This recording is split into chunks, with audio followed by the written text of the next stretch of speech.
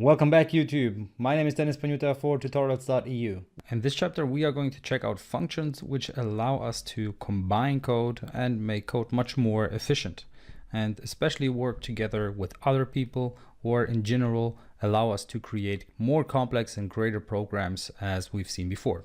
So let's check out what functions is all about. First of all, we have this question: why do you even need functions? Well, the thing is, there is a little problem with the code that we had so far. So far we have simply typed down the code and we didn't really reuse code that we had before. We just copied and pasted it if we needed any other code that we had written already. For example, this if statement, which we had in one of the last examples and one of the last challenges. And that's totally fine for small programs. But as soon as you have a little more complex and greater programs on which you work multiple hours or even multiple days, then it becomes very complex.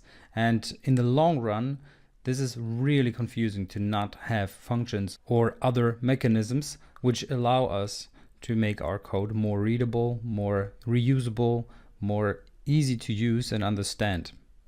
And that's where functions come into play. So they are the solution for this problem. So first of all, we are going to use functions and we're going to use them a lot.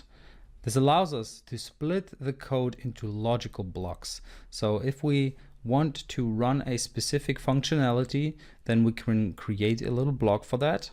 And then if we ever need to reuse that functionality, we can simply call this function and it's going to be super easy. And we have used with functions already. For example, we have used this str function, the append function, the int or the int function, and so forth. And that allows us to make our program a lot clearer and a lot cleaner at the same time. It's a lot easier to understand what's going on and what each code block does. Let's go ahead and use functions in this chapter. So see you in the next video.